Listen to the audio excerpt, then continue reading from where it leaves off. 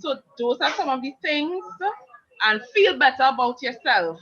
God wants the best version of you.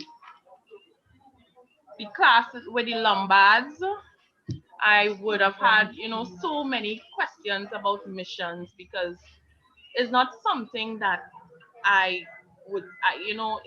it has always been a question in my head because I was like, I cannot function outside of, my comfort zone. I really can't. I don't think I could adapt that easily to, different um, cultures and so. But hearing Sister Pam's testimony with, that was her mood, and that was her demeanor at first when her husband spoke about, missions and going, to this place, and so it that would have shed some light there for me, and it would have opened up my spirit to, really be and to do all that God, and if God says go here, Nikita, then so be it. So I thank you for even allowing the Lombards to come and really share with us. And the videos that was shared, the one with the young lady where, after many failed attempts, she never gave up. After her first attempt and she failed, the second attempt she could have, thrown in the towel and say, okay, that's it, this is not for me. But she persevered, and that really ministered. It's not always things would go as we plan, but you don't give up because of one little failure. Father Damien of Molokai. I when I did that, I say, well, this man have to be crazy, but it showed his selflessness. He had an urgency, he had compassion, he really had what we ought to have in carrying the gospel. We're not pick who is to hear the gospel and limit people, and because of situations and because of cultures. So that has also been a blessing. The class on etiquette, that was profound, a bit funny, because it's like, okay, I'm not going and do all of that. I will do the basics and that is enough. But that was a blessing as well. And I really want to thank God for this class. This class has opened up so much, some things that pastors would not talk about at all. Pastor Pasadi, you just came and you were so transparent. You wasn't covering up anything or trying to, okay, let me do my pastorly duties and try to, but you really spoke from your heart. You really shared with us, openly. And I really thank God for you. I mean, I was in kicks and I couldn't catch myself and say, well, what is this? This is mission class. But I really want to thank God for you for that transparency, because some of the things we would probably never hear from some pastors, you said it and you shared it and you were so open to us, and you kept giving us life tools that we could apply if we really take what you said within this class, this duration of the class, and apply those things to our lives. It will really help us, and it could bring about change and transformation. So I thank you for allowing me to share this evening. What about you hearing the voice of God? I didn't hear anybody hear anything about that. What do Hearing you hear? How do you hear God's voice? me, um, how do I hear? Sometimes, Just a thought? sometimes audibly, sometimes a thought, sometimes I just know that I know that I know in my spirit, it resonates in my spirit. Um, yeah. So Uh-huh. What about the notes? What about all those notes you all got? yes, I mean I Some will. I don't give I giving you no pressure, but in some of the classes before they put all the notes in a book, Mm, they put it in a book. right. What about any questions? Ain't nobody asking no question. Anybody asking any question? So I on the road right now when I reach home, I have one. Sister Lisa, you have a question for me? Yeah. Okay. They say they don't wanted to hear about marriage because of things that happen at your home or your experience.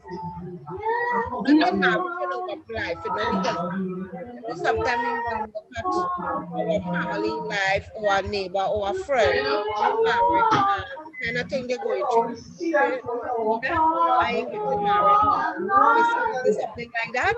No, well, I mean, it has been something recent, and so it it was when Pastor Pasadi was sharing about it. It was almost as it's clashing with this very thing that happened. So at the point in time, I mean, I was listening and I'm taking in what he was saying, but because of me being upset, with what happened, I really didn't want to hear. I didn't want to hear all the good things he had to say about men and this and women do that and women. I was like, hello, for what? And So at that point in time, but I was listening, because I really want to be able to apply it to my life. So I was listening, yes, but I was listening kind of halfway, yes. Now that you listen and what is your thinking about married life, or or you feel like about it now personally? Would you want to get married someday? Or Lisa, hello, it's time for me to come off the market. Hello. Okay, yes. Yeah, so like I said, it was just probably being said that I was really upset. I was having a really bad day, and I didn't want to hear anything about it. Okay. Yeah. Thank you, sir. Yeah. You're welcome. I have a question. For me? Yes, Miss Antoine. I don't remember you all asking all those questions. Yes, Miss Antoine. Yes, before you would have spoken about the video with the lady who did not give up, right? So I just wondered if there was any instance from that time in your life where you were able to apply what the video would have shown in terms of you facing challenges and not giving up. If there's any instance you could share. Yes, me being here this evening is one of those instances because I mean this term has been very trying, and I really felt like okay, I just need to stop Bible school and start over. So but I'm here this evening and I will continue by the grace of God. So I would say that is one instance where I am not allowing situations and or fate or things that seem to be falling apart or not working out the way that I anticipated to cause me to just throw in the towel. Does that answer your question? Thank you. You're welcome. Sister Nikita. Yes, Sister Lisa. On the question with marriage come like if when you married to God, like when you give your life to God, right? It will have its ups and downs because once you see you give your life to God, it will go with man, right? Try to discourage you and put obstacles in your way. Right. To give up. So with marriage, it will have its ups and downs. Thank you. Just continue praying and keep strong, and your relationship or your situation may not be the same as your relatives or your friends and their own. Yes, so yes. You like that. Going on and you getting information, so your approach to it will be different. Yes. So keep it. Yes, right? Thank you. Yeah. Fine. Okay, that was very nice. That was very, very, very one more question for Okay. Sister Nikita. Hey, what is this? You're red drilling me this evening. Yes, you can make it. Go ahead, Susan, go ahead. No, your question is welcome. No. What was your favorite? What is your favorite class? What was your favorite lesson that impacted you the most? Apart from the marriage one. There was one class that spoke about your credibility, and so your character, building your character, things that you can do, and little pointers, and that's, I would say that because it's not just about, okay, I mean, I was in real, this class has been so funny, but so you're trying to be serious and take the notes. But that class has been tremendous to me. Just thinking about the things that you can do to build your character and your credibility as a person.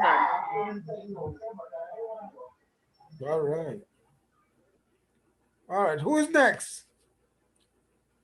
Thanks. Pastor Lynette. Okay. Hey. But I know you from Grenada, girl. Yes, proud. In the last two classes, another girl from Grenada. Yeah. Okay. She's an accountant. Cynthia Baker. She's yes. From you know her? Yeah, we're like very good friends. All right. Yes, some Cornerstone, yes. You see her? Tell her I asked for her. I will. Call her and tell her I asked for her. I will do that.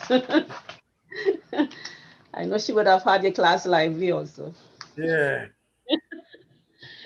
All right, so good afternoon, Pastor. Good afternoon, classmates.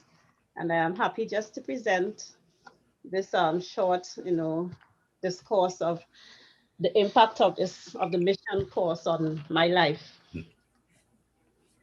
As with any typical course at the Open Bible Institute of Theology, my expectations of missions were preconceived, which were characterized by projects, and more projects, exams and assignments from a gentleman just by taking a cursory glance appeared to be strict.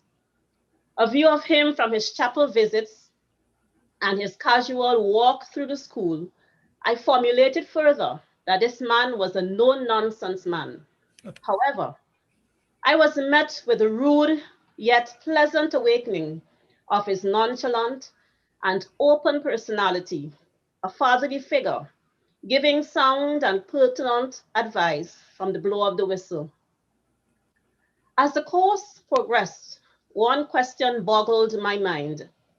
How can a pastor be so free-spirited with his words?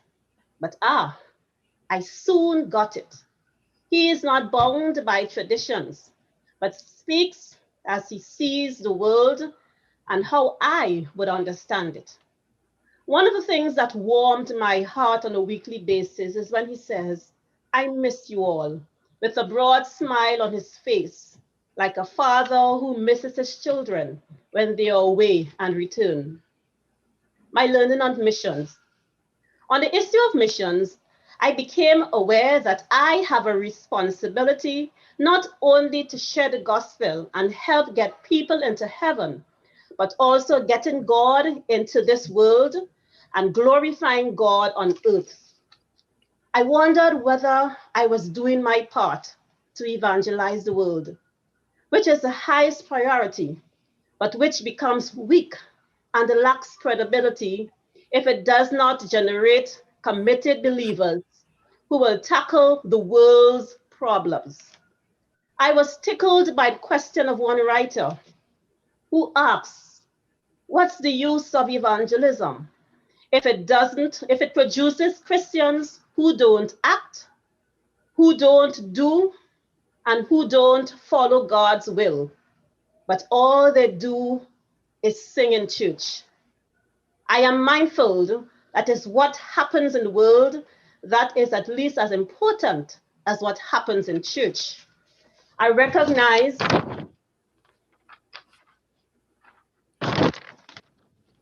I recognize that the Lord needs workers in every neighborhood, town, city, state, and the nation. The Lord's army needs leaders and workers because the harvest is ripe, but the laborers are few. But am I willing to go? Only if God places the call upon my heart. However, I must be positioned to say yes to God's calling. Otherwise, I could miss out on his opportunities, since the Great Commission is called to everyone and not only one culture. In conducting a self-examination to determine whether I am called to be a missionary, I asked, do I have a comfortable relation with the world at large? Is there relevance in what I do? Am I a Jill of all trades? Do I invest a lot of time in unbelievers? Do I have love for the unlovable? Do I have love for languages in general? I recognize that all these questions can be reasonably answered through the power of the Holy Spirit in my life, who must be priority, and I must sit at his feet.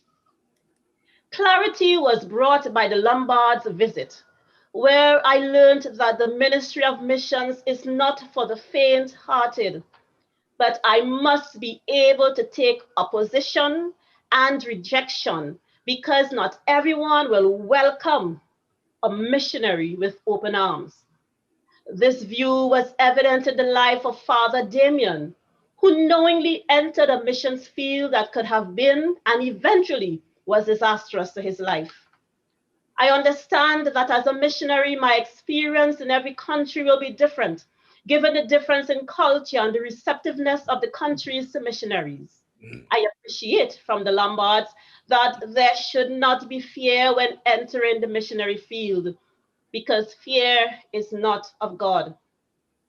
I understand that the Great Commission is not a great suggestion, but that we are all missionaries because missions is sought more than it is caught.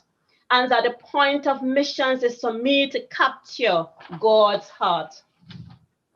I am cognizant that my kindness and concern for people must not be cloudy, but must be evident to them. I should not be daunted by the things that I cannot change, but to persevere and be determined amidst the odds to lift the people's spirits. Touching the lives of persons is necessary in the Christian life, and I must continue to position myself to reach the lost for Christ. With family life, the safest place to be in this world is in the will of God. And so I sought to humble myself and to be more tolerant with my husband and with my daughter, giving due diligence to what I say, because I remember that diligence is details. I am allowing my heart to be broken with the things that break the heart of God. So I have challenged myself to have a better relationship with them. I embrace that a woman is a man's helpmate, but God's helpmeet. Start something. Start something. That kept on ringing in my head. Start something. I agree that one of the hardest things to do in life is to start something, but just start. I accept that I could shorten the time and not the process to start something. From this advice, I started a training course I always wanted to do to improve me personally and in turn others.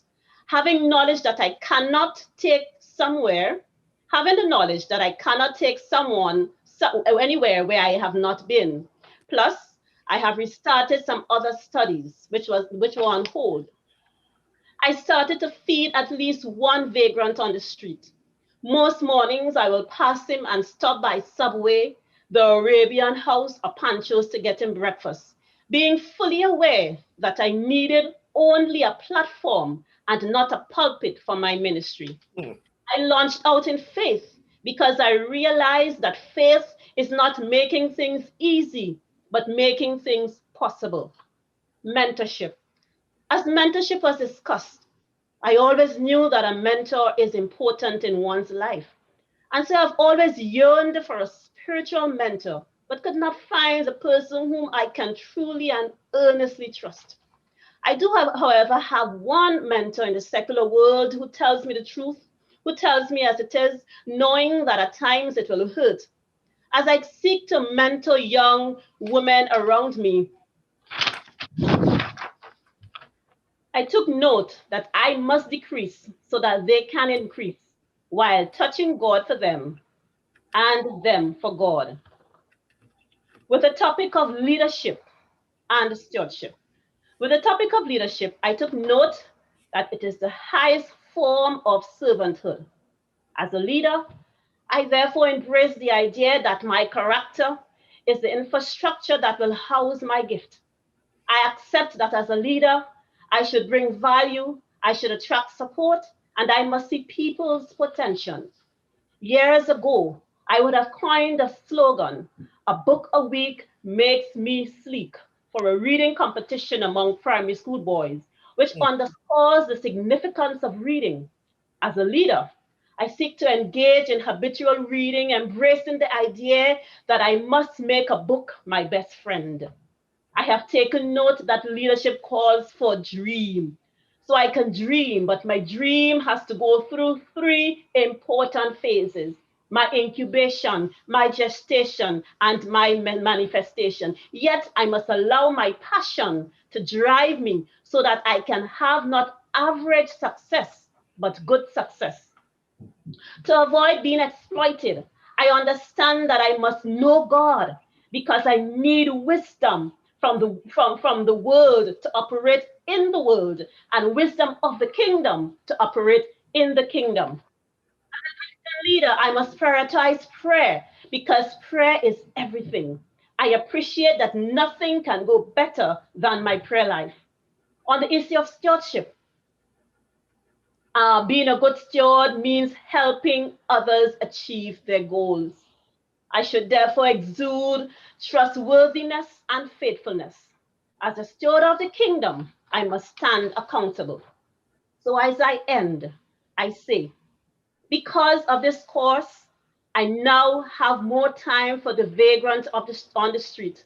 Because of this course, I was able to stretch my arms further towards 3 single parents. Because of this course, I learned that out of my misery comes ministry. Because of this course, I recognize that I am not called to Bible school, but to ministry.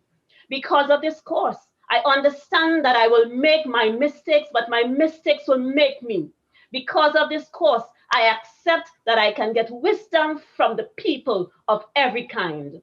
All these invaluable nuggets and teachings will forever be etched in my mind. Amen. Thank you. How long are you in Trinidad? 15 years. How you made the transition from Grenada to Trinidad? How you made the cultural transition? Well, culturally, it was a bit challenging for me. Especially with food and with the food and the manner of certain things, I just couldn't handle some of the food, especially the street food, and especially one of the things was basically doubles. When I saw doubles, I thought of child poo. And I was like, what is this? And the way they were eating it on the street, up to today, I don't eat doubles. And and the whole issue of licking your 10 fingers, that was a cultural shock to me. And after everybody eating and they lick this 10 fingers, I was like, what is this? So, but that was press, darling. But generally, I must say that I had missed my friends and everybody. I still miss my family and friends back home, but I've really adjusted. I've got the workplace have basically embraced me. I was basically the first non-national working in the parliament, and they basically embraced me and I move up very quickly. I've gotten opportunities that I travel the world in my position. I've seen places I didn't dream of seeing. I've traveled the world. So I would have gotten opportunities while here. So I thank God for here. And I say that change is good. Sometimes we are afraid of change, and and even my family, they were afraid of me coming to Trinidad and stuff like that. But I thank God that we made a move, because I was out of misery. That basically we are here because out of a Hurricane Ivan, we are here because had Hurricane Ivan didn't strike Grenada, we would have been in, well, possibly might still have been in Grenada, but because of Hurricane Do you keep a logbook? of The things that God will say to you from time to time. and when I'm yes, I do have a notebook that I write down things. Yes, Yeah? yes, I do. Yeah. And you have a son, you say, or daughter? A daughter. A daughter. Yes, But she had to spend a lot of time with her father. yeah, You know? yes, Pastor. That is it. Any questions? Yeah, the father is hearing, so he will Huh? inform. The father is hearing, so They must go out, they must go and shop, they must send them to make groceries. I wish she's hearing that. Honor, she's hearing, so she will Say a not hear. prayer, say a prayer. I have a girlfriend, she is 18 next week. Yeah. She's my goddaughter and she's the pastor daughter. She's 18. And you are close with her, but I insist she do all these things, And she already has her own business, For 3 years now, she has her own business. You see? So let me hear the question. Any question?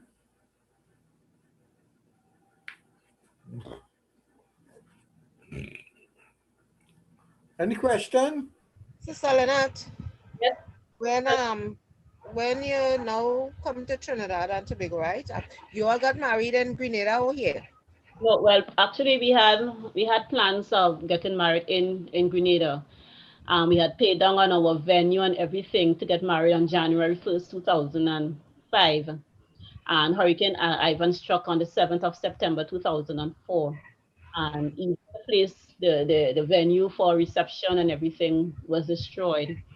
And we would have started to look for land to build and stuff like that also. But when Hurricane Ivan struck, and because of the industry and where Rev works, he decided to return. And it was a hard decision. He said, well, either I come or that's it. And it took me a couple months before I could have said I'm coming. Um, we decided, okay, that we had nothing, absolutely nothing, because Rev lost everything. We had nothing. My family's home was still destroyed. We had tapping on our house and stuff like that. And we decided that we're gonna launch out in faith. We're gonna go forth. And when we came to Trinidad, returned to Trinidad, a lot of his friends put up money and buy things for him and things like that. And we actually got married here, and we had a lovely wedding. We went on a honeymoon to Barbados. We went on submarine, and we went debt free. Everything basically was sponsored. We had no debt for our wedding, not one dot debt. Our food, our reception was sponsored. The vehicle was sponsored. The honeymoon was sponsored. Everything was sponsored. We didn't have a debt. So what's the question again? I was going into my testimony.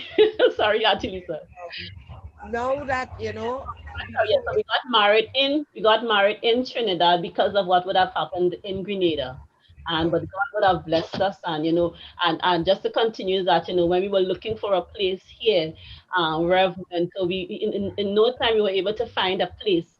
Persons actually furnished the house for us, who made curtains, who buy bed, it was just when I came for the wedding, I came up, I think a week or so before. When I came for the wedding, I didn't have anything to do at all. His friends sat down and bent wires to make decorations. So everything basically was done. His adopted mother found that place, and we got a place, a 3-bedroom apartment with all utilities paid for just $1,000. and we were living quite well, very, very well, and God continued to bless us. Yeah. So, what changed? Now you say you didn't wanted to come to Trinidad from first, right? Yeah, Because I mean, you're leaving your hometown where you're born and grew up in, to yeah. come into a strange place where you don't have nobody here, right? So when you to leave, how you was feeling, I mean, you used to go to church before, right?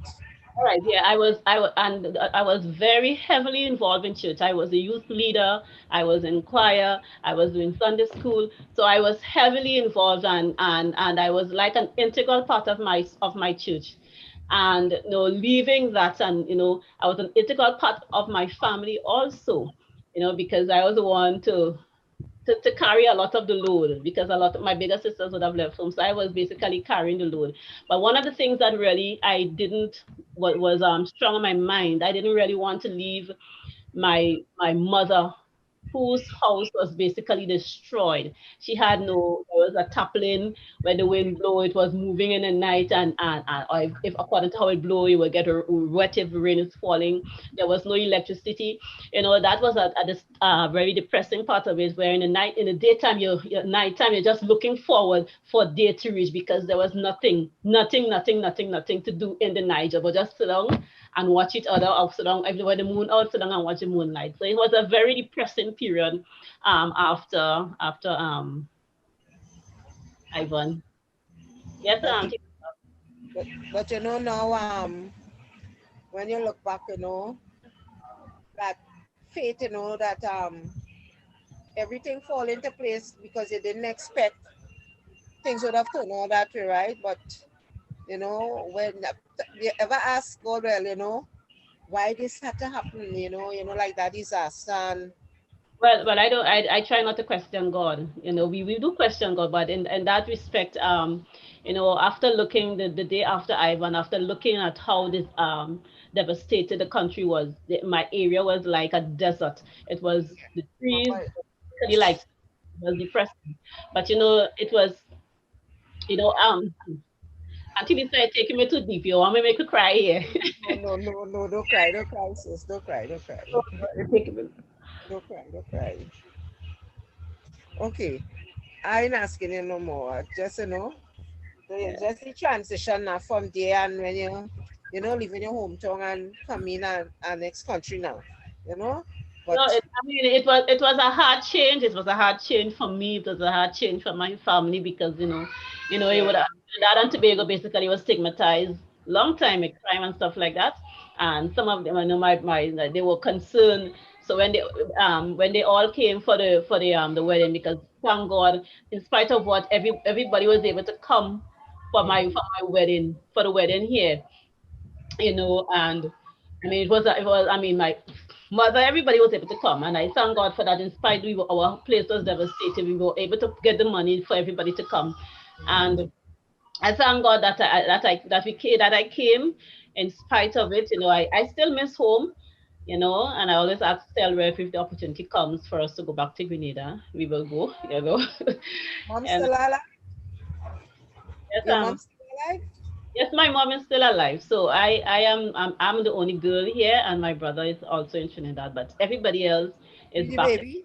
in Grenada. I am the last of 7 children, so I am the baby of the family. So that made it even harder for Did, me and for the family to let go.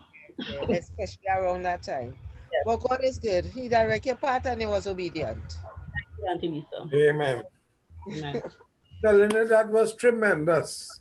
Thank you. All right. Thank you, Pastor. Who's next?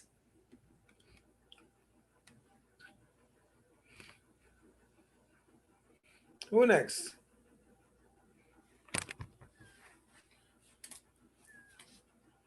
Who's the next person in line there? Lynette, no, she gone already. Nobody else?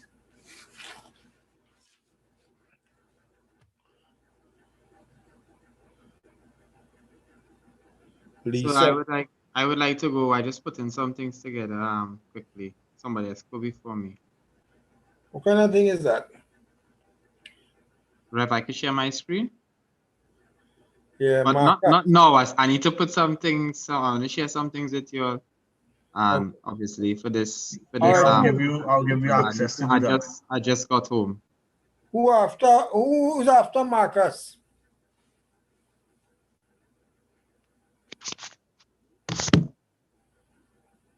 Who was supposed to be on again? Oh, Renee, you share it now?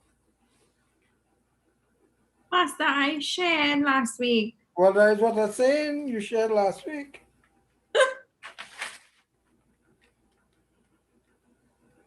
Yeah, you shared last week. All right, who else? Anybody else?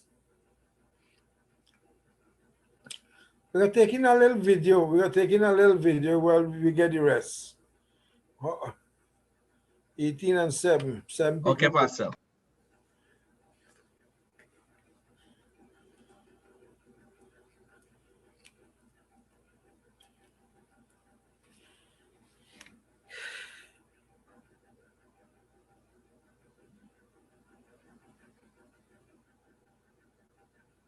Well, this is kind of strange to hear our class so quiet. Huh.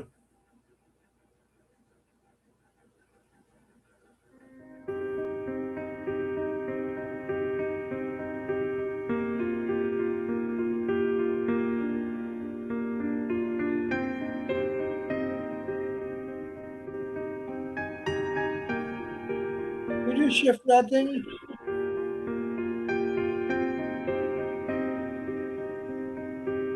Thanks. Uh-oh.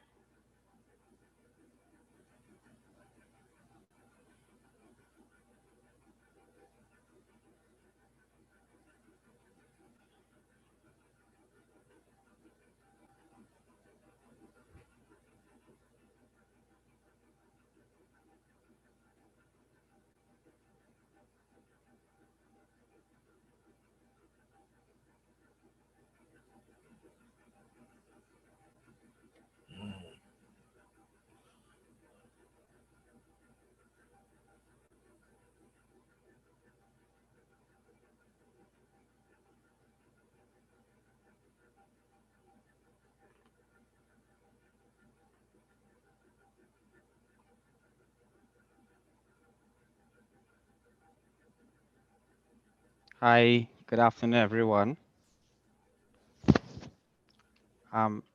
Rev, is it possible for me to share my screen? Yeah, the video finished or they're doing something to it? It looked like Rev got bumped off. Like they get cut Oh, off. he get bump off. Okay, sorry. I still have some more things I do not thought I had to shoot. Marcus, you bump off the man. No, I didn't.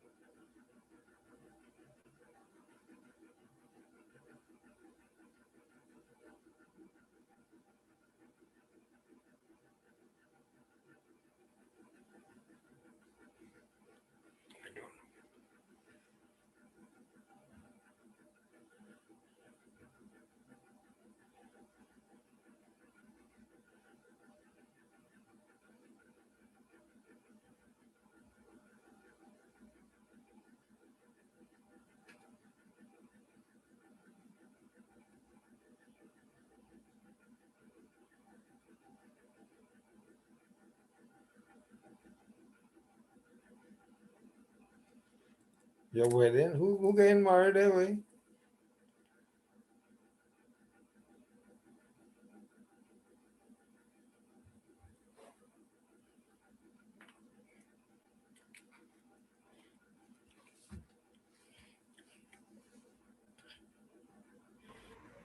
So, Yeah.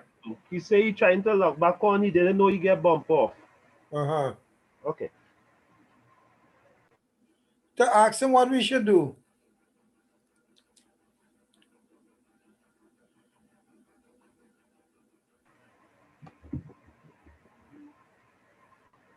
Yeah, Rev. He say what he want to do.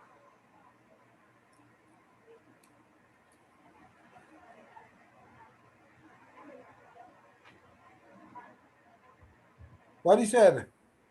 He cut back off again, sir. The internet giving trouble. Okay, who is the next person supposed to share? Well, who's the person who's going and share? I was going to share, sir. Well, go ahead, Marcus. Marcus Jackson. Yeah, I needed to share my screen though. I don't know if Rev make me host, so I could do that. Let me try. Well, if he's the bumped off. Yeah, that'll be our issue. Go ahead, now we'll listen to you. Marcus, you are host. Okay, great. Nice. Okay, I just saw Rev come back in there. Hi guys, I'm on my phone. My internet gone down, so I'm using my phone to be in the class. So I won't be able to share the video again, unfortunately, unless give me after Marcus, maybe I could try using my phone internet to tether to my computer and share the video again. Sorry about that. All right, so let Marcus come. Game digital. Hi, you all see my screen? We seen a screen. You seen a screen? A Facebook. Yeah, it's my Facebook profile. I know many of you know, or I don't know how many of you know, but I'll share it anyway. I spent 3 years in Africa as an expatriate surveyor. I was saved, called to the Lord the Lord called me actually in 2009, July the 5th. You know, the Lord really worked on my heart and he called me. You know, I repented and I just turned to the Lord Jesus in faith. And from that time, I really had a passion to see people saved. Now, at the time, the ministry that I attended, it really didn't have any formal training with respect to evangelism or anything of the sort. But from what I read, you know, the Book of Acts is probably one of my favorite books. That's probably one of the best courses that I did in Bible school. It's Acts and Gospel.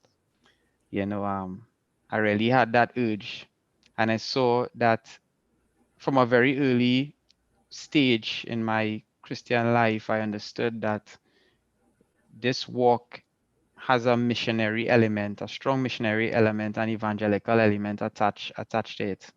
I guess the Spirit of God really impressed that upon my heart. So this presentation will just be segmented into 3 basic parts. I'll start from where I was, which I already got into, where I'm at now, and what I have learned in this class that will take me forward. So this is where I'm coming from. It's always good. You know, they tell us in hermeneutics class that context is king. So everybody life have a certain context to it before they got called by the Lord, especially into ministry. And this is one instance that really shaped my passion for evangelism and really shaped my life when I spent 3 years here in Africa. This was a place called Hansi, and we went out there, Hansi, anyway, if you wanna pronounce it. What With me. country you went in? What country? This was Botswana. Okay.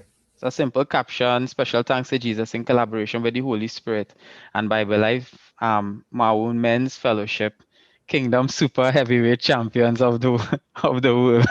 Remember that name. And your prayerful support. Yeah, this pastor, there was an associate pastor who was attached to our church in the main village, in the main town, and he branched out to a new district. And we went to do a evangelical outreach while he had a couple of conference services. So this is me and Ivan. And this is somebody, we took a lot of, along with us, a lot of the youth. And this is something that I want to talk about with respect to missions. You know, when we see people coming together in the Trinidad context with respect to churches congregating, we more find it happening around carnival time and with a retreat mentality in mind. So where I am from, as I say, it is in 3 parts: where I'm from, where I'm at, and where I'm going forward to.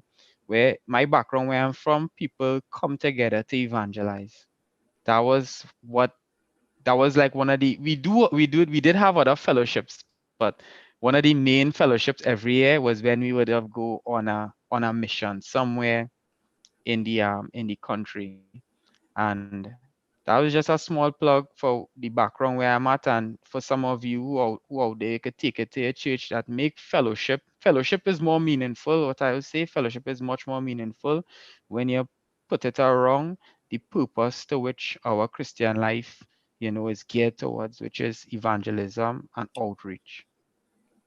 Okay, so I'm gonna go to where I am at now, currently,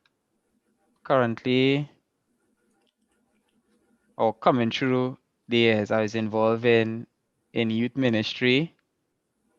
I was involved in prison ministry. I was also involved in hospital ministry.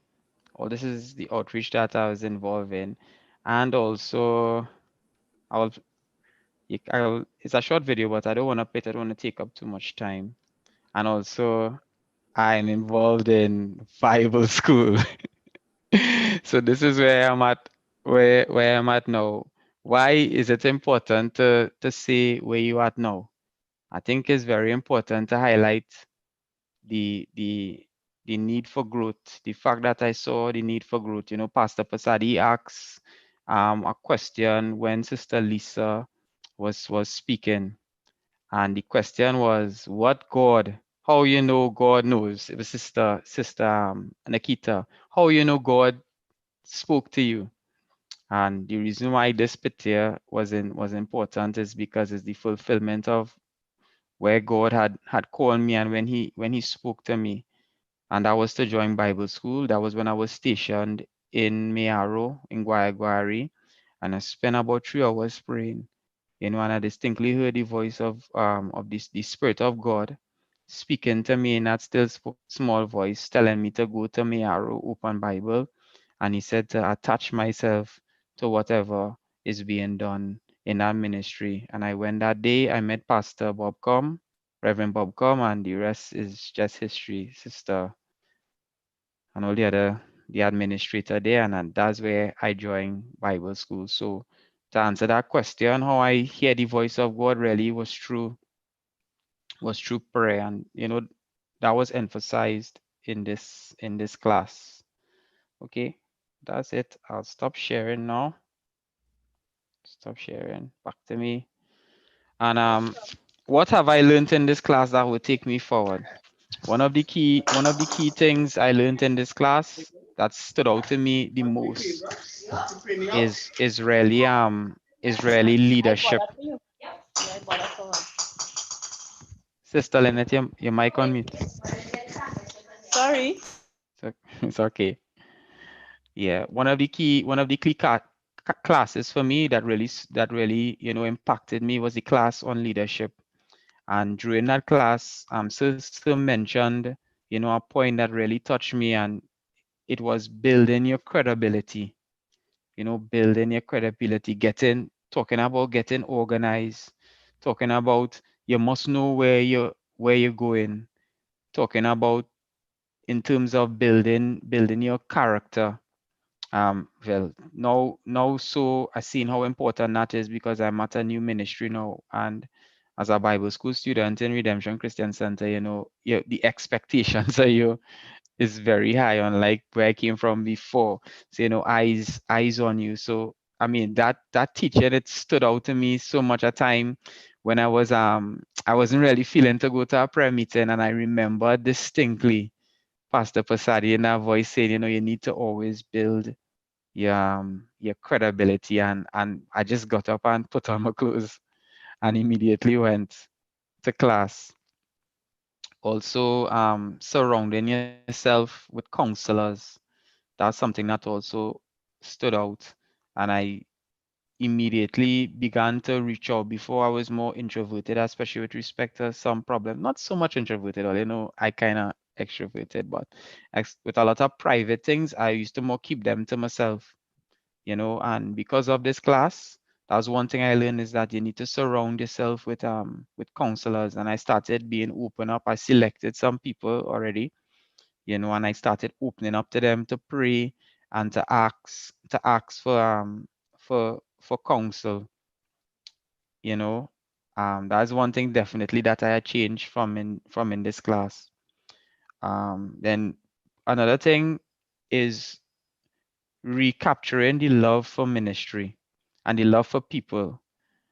Father Damien of Molokai is one lesson and one paper that we did in this class that definitely had a profound impact, indelible mark, I could say it, leave on my life. From the perspective of that we actually going through the COVID-19, global pandemic, and now social distancing is something that is impressed on everyone's heart. And before this course, I kind of got lukewarm with respect to my evangelical outreach, even though I was involved in things, that real heart and that real passion to reach out and to touch. From where I was, obviously that was important, why I show where I was to where I am at now. I know that my passion had waned, And this lesson, it really ignited a passion in my heart to reach out and to touch people. I'm talking about physically, even in this time of COVID-19. We are Christians. We shouldn't be living in fear. We have the power of God. And since that time, I could really see that this class was one of the main push for me to join the evangelical ministry in my new church, my new home church. At first, I was thinking that I would just ride out the end of the semester and this year without joining any ministry. And I think I was really impressed upon me to join the ministry. And I asked the pastor, and he said, "Yeah, I could join." And going out there, I met doing personal evangelism after the preacher, and I really touched people, like really touch people, like laying hands on them, praying for them, you know, bringing food for them, bringing relief. There's just one guy, Samuel, every Friday when we evangelizing on the promenade, he always come out, and he was struggling for work, and I bought food for him. And I think this class was one of the main push to really catch back that fire with respect to reaching out and touching people. On the lighter side, but equally as important, one of the first lessons had a profound impact as well, with respect to your spouse being an important part of your ministry. And I think, through this course and actually some of the things that Pastor shared with me, I was able to share with my wife.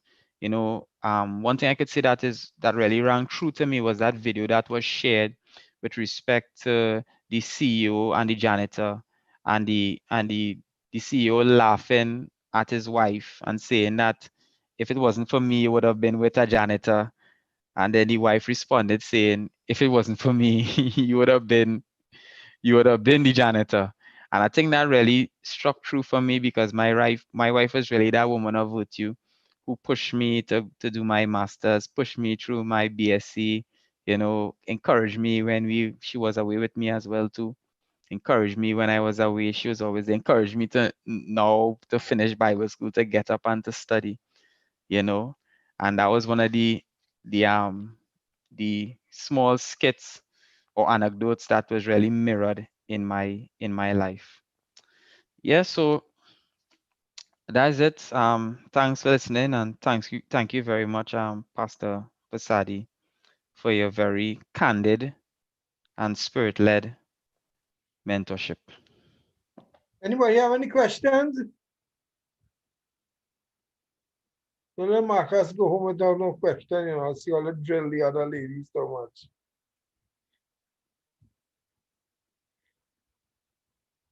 What was living in Africa and coming back to Trinidad? What was what you appreciate in Trinidad?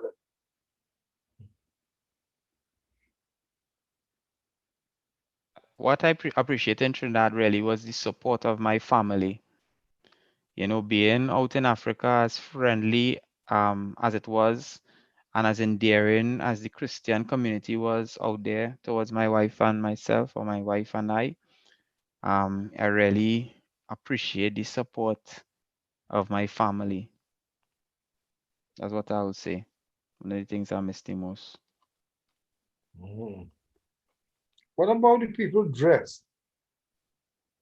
The people, they dress very modestly for the most part, as the church folk. But I guess Africa is a very secular place. Botswana, I should say, is a very secular place, but yet still it religious. It kind of strange, where people secular and have no belief, they're real wild and they're real to the extreme, and where people religious and where people fear God, they're real holy and extreme. So there is a place of extreme, but it is mostly conservative, about 80% Christian, large Christian community over there.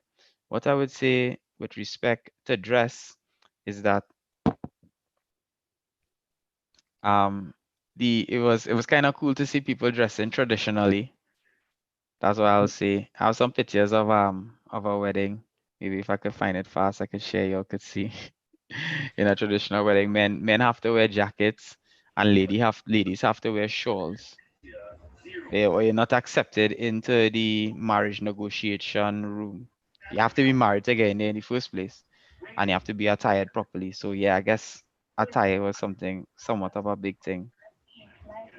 Brother Marcus, Yes, Sister Lisa. you you ever you used to evangelize when you were in Africa, right? Yeah, that's what I started. I moved to Africa in 2010, and the Lord called me to faith in 2009. So just about 6 months after I got saved, is in July the 5th of July, Sunday the 5th of July, maybe like around between 10 and 12 o'clock, somewhere there. The Lord called me. I really dedicated my heart to the Lord. And about 6 months after, I got married, and about a month after that, I moved to Africa, month or two. Did you used to encounter, well, I don't like to watch Nigerian movie because I find them believing too much on necromancy thing. So you ever come across any people like that, because I find that they into too much Obia thing, and they have the traditions, Yeah, new things. How you yeah, I think I know where you're heading. right? How you deal with that? They trying to if you did get anybody to believe on the Christian side who was in that kind of thing, how it was, how the experience was. Well, I'll give you one experience. There was this guy named Moffat. He was from a place called Makalamabedi.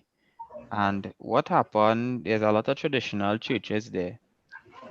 Somewhat similar with respect to theology and culture as we see with Baptists, spiritual Baptists in Trinidad.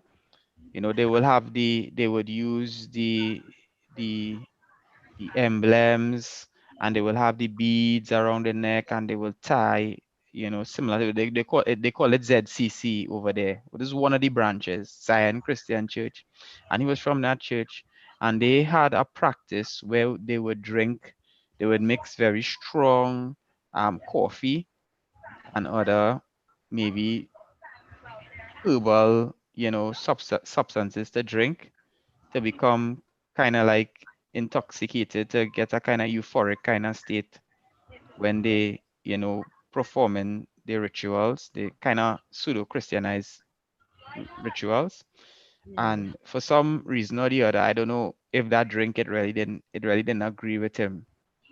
And people react differently to drugs. Like some people smoke marijuana and they're okay, and some other people smoke marijuana and they go crazy, right? Well, him, he got demonized from that ritual now, from that experience, and his parents had brought him to the outreach. That was Pastor Moyer was in charge of that outreach, and then they brought him to the main church. Now he gave his heart to the Lord, but you could tell, when somebody demonized, and when they're just not right, he stuttering all the time, talking crazy, eyes going all over the place. I mean, his mind was really fried. And pastor called me up. This is Pastor Kirk. He was his senior pastor, Pastor Kirk Bugeri from Uganda. He called me up after the man gave heart to the Lord and tell me I had to mentor the man. So I I don't know for no demons. This man crazy. What kind of craziness is this? But Pastor Cook used to have these Bible studies on demonology on Tuesdays. So I just used to go, I used to learn.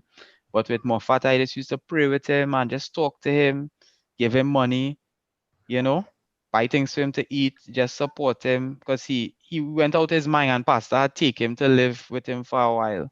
So just support him now. And then I had to go away on a trip. I stayed about a month or two with him, and then I had to go on a trip. And boy, when I came back, it was just the most remarkable thing to see somebody who was demonized, like in their right mind, dressing properly, in his right mind. That was the first time I ever see somebody affected by demons and got delivered, and see a complete transformation. Yeah, what they used to do there too, like when somebody converted from this kind of Baptist and other African pagan and pseudo-Christianized religions, they used to make them take the clothes and all the emblems and all the totems.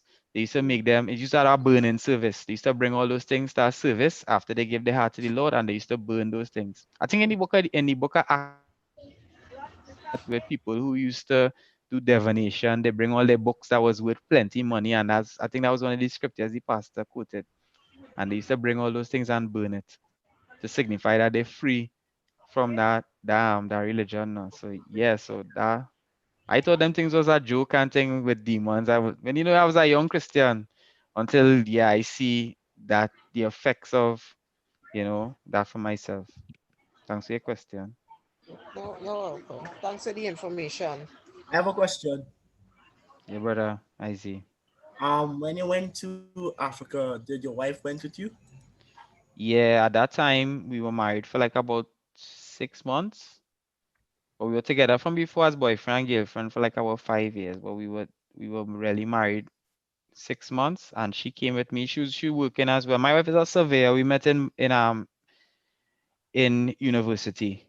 So she moved on now. She have a master's in coastal engineering, but our first degree is in land surveying.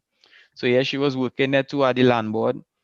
She was a land surveyor there at the main office, and I was like a traveling surveyor throughout the entire northwestern region. So did you guys go to evangelism together, to the church events or the fellowship together, like evangelizing together? And yeah, my wife was Sunday school though. Sunday school. Yeah, she was in Sunday school. That's her thing. She real big into Sunday school. When we first got there, she spent her whole pay, and I get vexed. We went to a place called Shakawi, and she spent children. They didn't have no clothes, boy. That was real something. They didn't have any clothes, boy. The shoes was bust up. All the trousers and thing was tattered. And my wife, she'd spent her whole salary and she just bought clothes for all the children. And when we went to Maun, we moved back to Maun for the last part of our tour. And one of the guys from there, from Kenya, they had a Sunday school, but the Sunday school used to be under the tree. And he was a owner of like a guest house, and he didn't like that. So he came up with the idea to build a lean-to for a Sunday school. So they raised the funds, and we built the Sunday school, and my wife, she funded all of the material for the school, the blackboards and the whiteboards. There was a whiteboard and all of the material. She went online, she bought all of the course material, the curriculum. It have a lot of free curriculum online for schools. And she did that. She bought all the curricula, and she used to teach in the Sunday school. I know she used to make out to the different language, but she had other Sunday school teachers. That's her thing. Thanks for your question. How you feel when time for you to come back home? Boy, that was real sad, That was really sad, I'll be honest with you. That was one of the saddest times in my life. One of the saddest things I ever experienced in my life was having to move from Africa.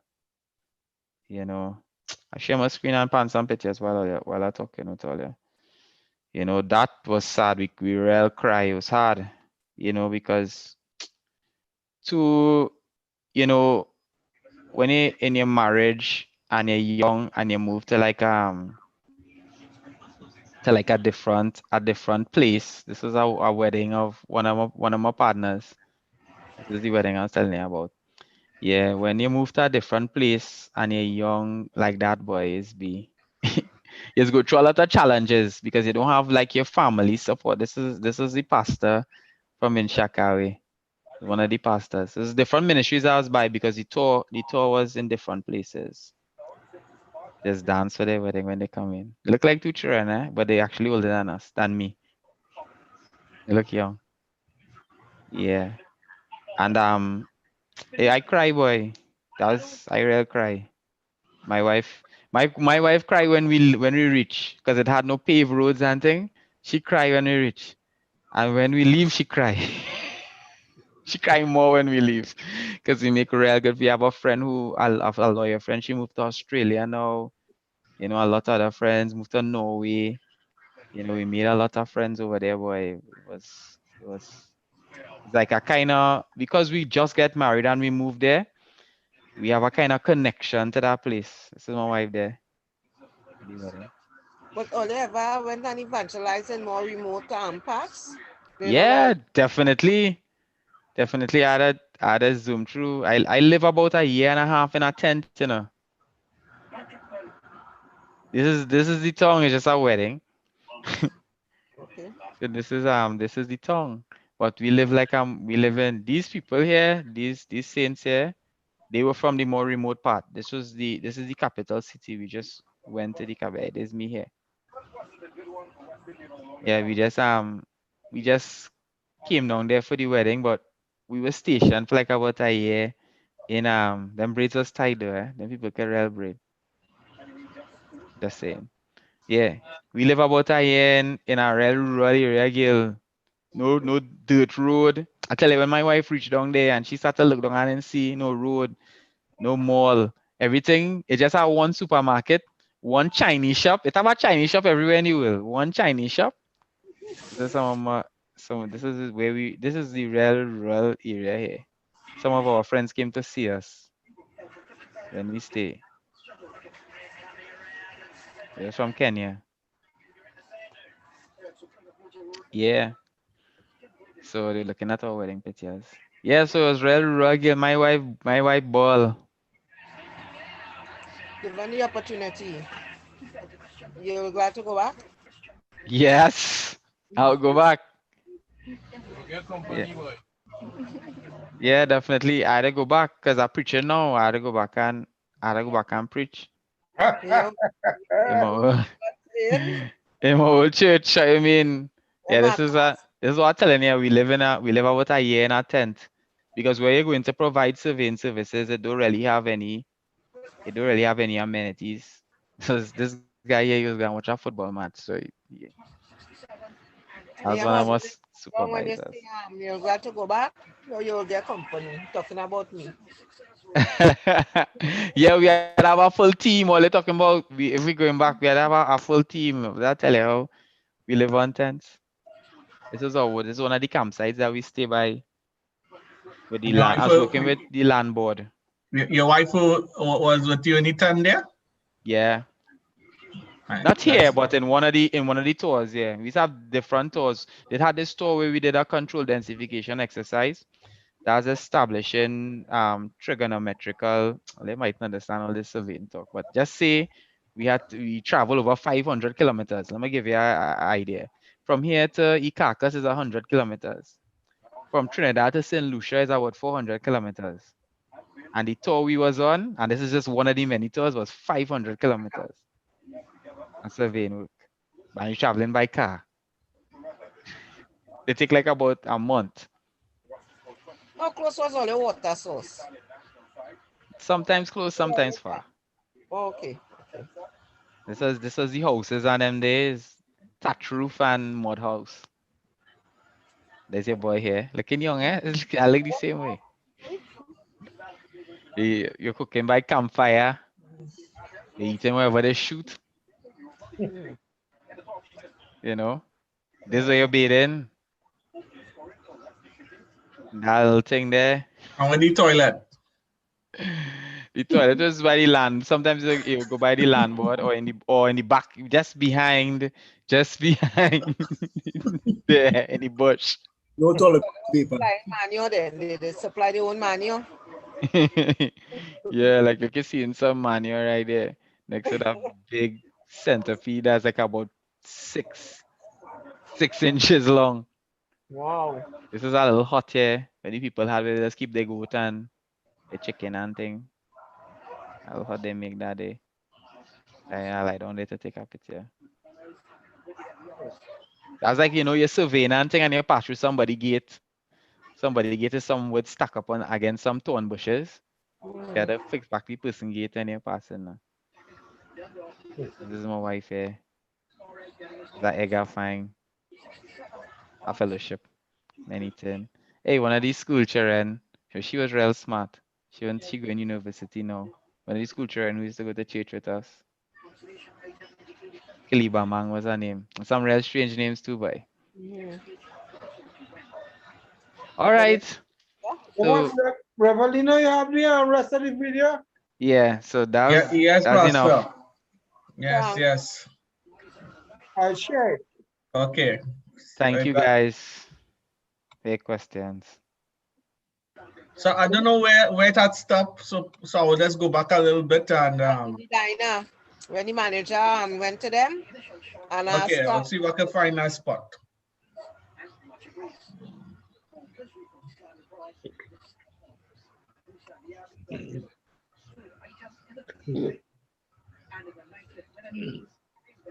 All right.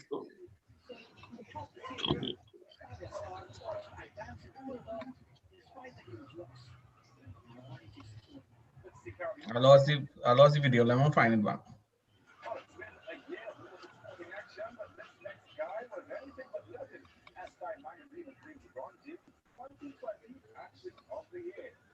Okay, I found it. Let me share.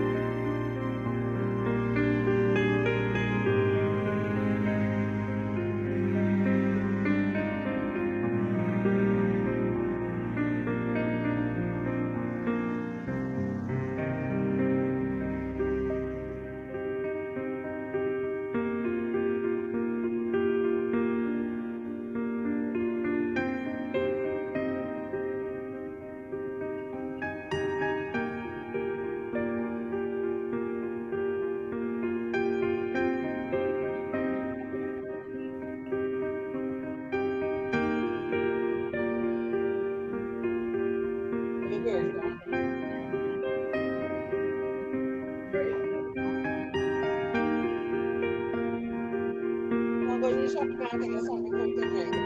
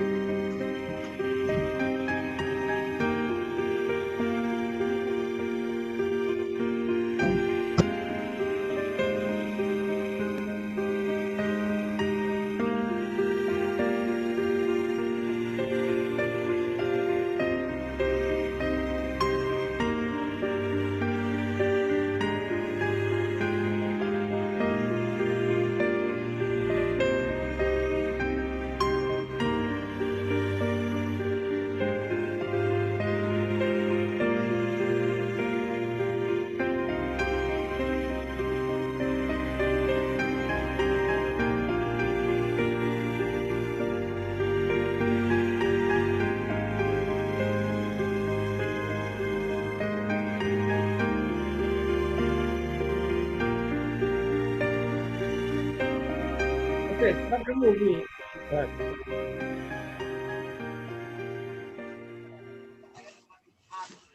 All right. We don't have much time, and anybody could say anything about the movie.